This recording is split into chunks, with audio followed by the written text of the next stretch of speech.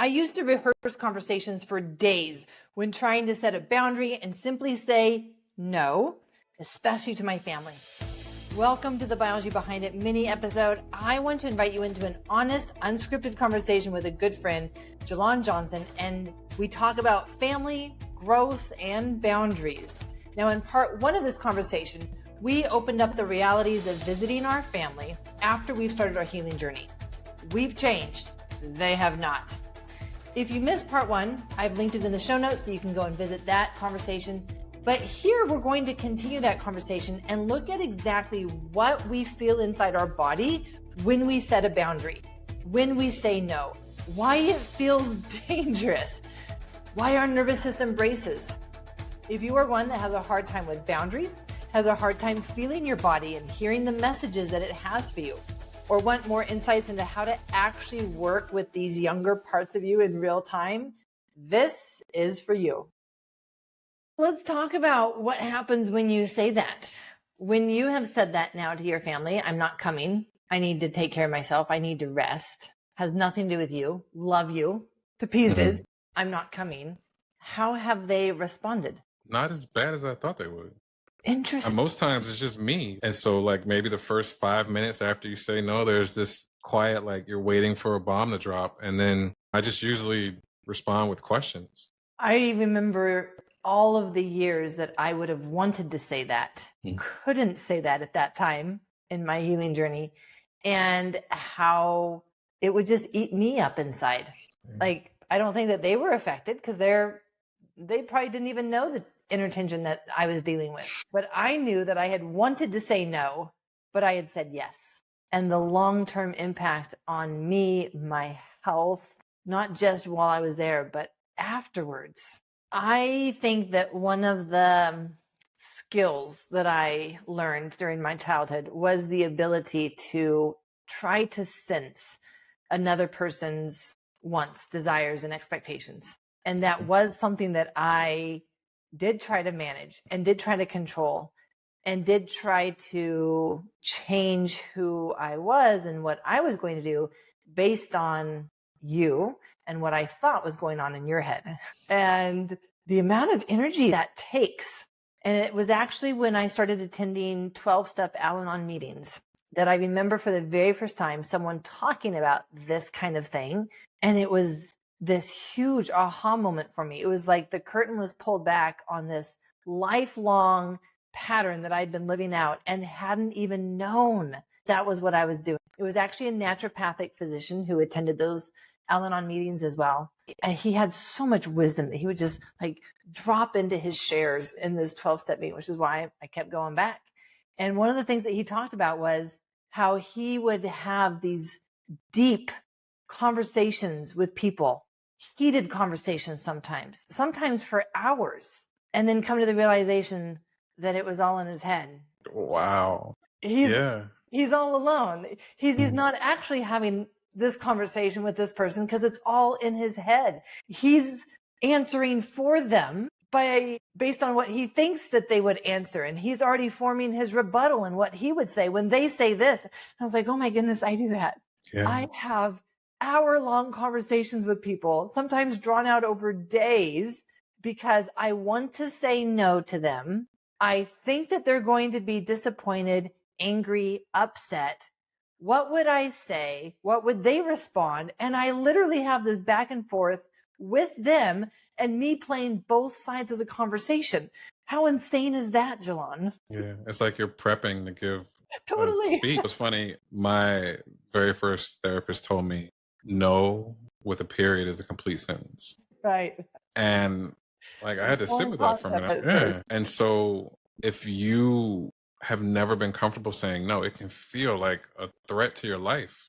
Like your nervous system will become so activated and you'll start having these conversations with yourself where you're trying to anticipate what the person's going to say and prepare for it when you can't read people's minds. And if you try to, all you're doing is creating more and more drama and stress for yourself when you could just say no. Have you ever read you say no, my body still has that visceral response of ooh, ouch. Are we actually going to say that to someone?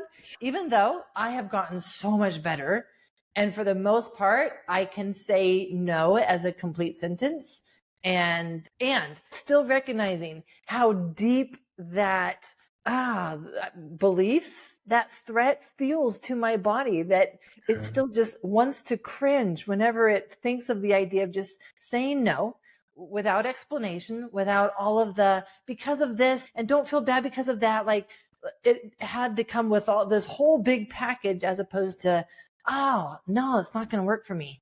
Yeah, it's like pulling a pin on a grenade and throwing it and then going to go run and hide because you think it's going to explode. Yeah.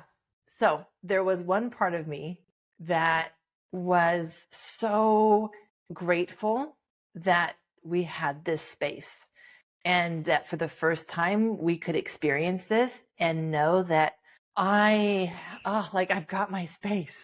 It's like that I can take a breath now. I don't need to keep holding my breath until however many days or whatever this thing is over. Oh, I can take a breath now and then go back underwater. Wow, the idea that I can take a breath right now. So there was that part of me. And then there was this other part of me that was sure that the world was ending. And I wouldn't wake up because the world would end. Like, the sun would not come up the next day because I had done something different in such a dramatic way where I'm not bending over backwards. And the world was going to end. Yeah, that's another thing. When we allow our feelings to be our reality, who knows what we're going to do, because you have to be able to separate feelings from facts. And the fact of the matter is that you needed your space, you needed your alone time, and you needed to separate yourself from all the things. But doing so felt wrong or improper. And so you got to stop and ask yourself, okay, am I doing something wrong? No, check that box. And then just keep going down until maybe you have that level of comfort that brings you back to being grounded. Yes. And I remember that first time that I'm not sure that I would have been able to answer the question, am I doing something wrong, with a no, because the obligation, that sense of obligation and the guilt, the looks of disappointment, the looks that you get as you walk out the door. I'm not sure that all parts of me would have been able to say distinctly, we are not doing anything wrong. But I think that over time, being able to see the difference in me and realize that when I did wake up the next morning and that the sun had come up and that the world had not stopped, that I actually was a better person. I was able to show back up with my family with who I really wanted to be, not the drained, exhausted, resentful Aimie that is going to have some snide remarks and all of the things that come with those feelings. I was able to have my reset and come back as a loving family member who is here to lean in and to spend time with you and to connect, and then to go away again, have my reset, be able to come back and do the same thing. And so it was just with the practice of it that I realized this is one of the best things I've ever done for myself. I wish I would have done this earlier. Yeah, I think self-care, when you've never done it, can be very frightening at first, but you have to build your tolerance. And then once you see the benefits of it, you'll never want to give it up. That's exactly what has happened to me. So that for me brings up a question, because I've realized that I've taken that same concept and I've applied it to so many other areas in my life. The one that comes to mind right now is when I am traveling, I'm speaking at a conference. So I'm showing up to this big event and it's all day long. And now I know my body that it doesn't really actually want to do all day long. It needs to have that pause in the middle of the day where I go back and I have a space that's all my own, and I can take my nervous system sensory rest and reset.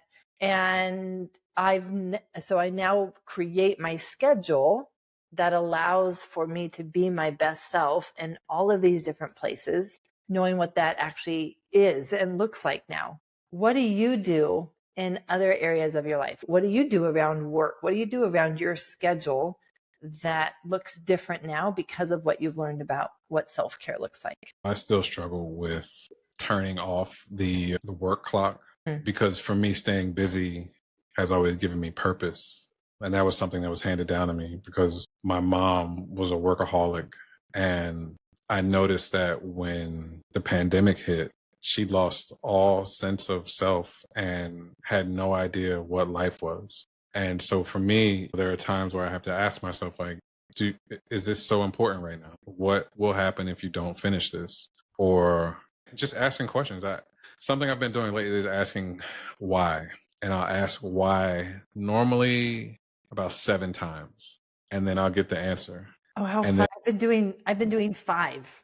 Really? Maybe I need to do 2 more. I don't know. Maybe I'm also scared to go deeper. 5 might be all I can tolerate right now, Jalon.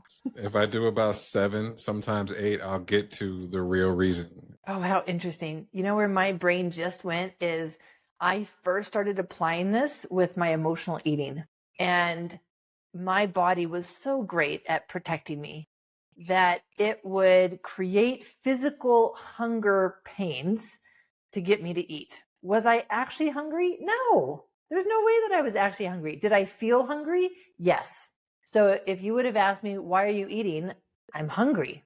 And so what I started to do was not just ask that one time, I'm going to keep asking it, right? So why am I eating? Why am I eating this right now? Because I'm hungry. Aimie, why are you really eating this right now? And we just kept going deeper and deeper. And again, about 5 times was all that I could tolerate.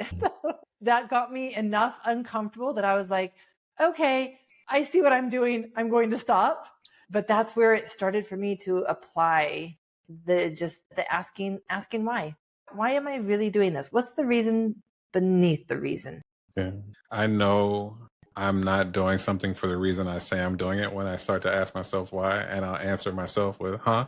I'm looking at a whole plate full of food and be like, man, I've got to eat that whole thing the same way that I just ate this.